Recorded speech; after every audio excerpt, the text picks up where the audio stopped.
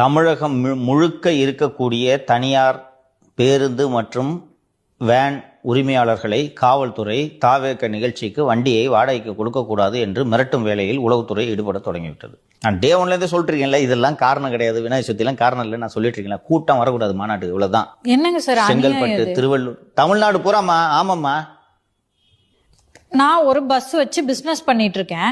இத மாதிரி ஏதோ ஒரு மாநாடின் போது தானே சார் நான் சம்பாதிக்க முடியும். அப்படி மீறி கொடுத்தனா ஆர்டிஓ கிட்ட சொல்லி வண்டியை இம்போர்ட் பண்ண சொல்லுவேன் சார். இது நீங்க விஜய்க்கு கொடுக்குற நெருக்கடி மட்டும் இல்லை சார். ஒரு தொழில் பண்ணிட்டு இருக்கேன், உங்க ஆட்சிக்குள்ள நான் ஒரு தொழில் பண்ணிட்டு இருக்கேன். என்னோட தொழிலை நசுக்கிற வேலையும் நீங்க செய்றீங்க. எங்க ஆட்சியில நிம்மதியா தொழில் பண்ற அளவுக்கு நீ இருக்கிறனாலே உன்னை சும்மா விடக்கூடாது. எவனையுமே தொழில் பண்ண விடாம நாங்க 4.5 வருஷத்துல காலி பண்ணிருக்கோம். ஓ, நீ வண்டி வேனு வச்சு பிரைவேட் பஸ் வச்சு வாடகை விட்டு சந்தோஷமா இருந்துருக்குற, சீஸ் பண்ணி ஆர்டிஓ அனுப்பியா? பண்ணலன்னா தான் கூட்டம் சேரக்கூடாதுமா, அவ்வளவுதான்மா. எவ்வளவு எஸ்டிமேட் பண்றீங்க கூட்டம் வரும்னு சொல்லிட்டு 15 லட்சம் சொல்லிடுறான். 15 லட்சம் கூட்டினா அப்புறம் நமக்கு என்ன மரியாதை? 3 லட்சம் அல்லது 4 லட்சம், 4 லட்சத்துக்குள்ள கூட்டத்தை குறைக்கணும். அதுக்கு என்ன பண்ணணும்? எவனும் வண்டியை வாடகை கூடாம பண்ணு. பொது போக்குவரத்துல இது சர்வாதிகார போக்கு இல்லையா சார்?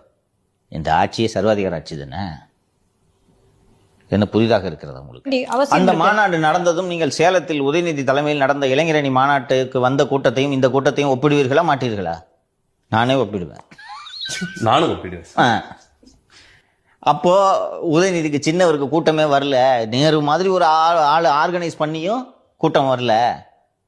ஆனா விஜய்க்கு பாருங்க, தானா சேர்ந்த கூட்டம் எவ்வளவு வந்திருக்குதுன்ற செய்தி பேசப்படுமா பேசப்படாதா? இன்னொன்று, கூட்டணி கட்சிகள் வெளியே வரது கூட வாய்ப்பு இருக்குல்ல. He saying an important point.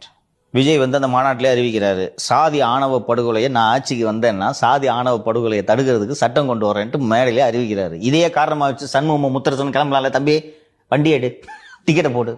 Thol Thirumavalavan அவர்கள் வந்துட்டு எனக்கு 30 கொத்து கொடுப்பா, அங்க 25 கூட வருதுன்னு சொல்லிட்டு போயிடுவாரு. பாசிபிள். அது ஒரு காரணம் இருக்குல்ல. ஓஹோ, நம்ம குறைச்சு மதிப்பிட்டுட்டோம் தம்பி விஜய.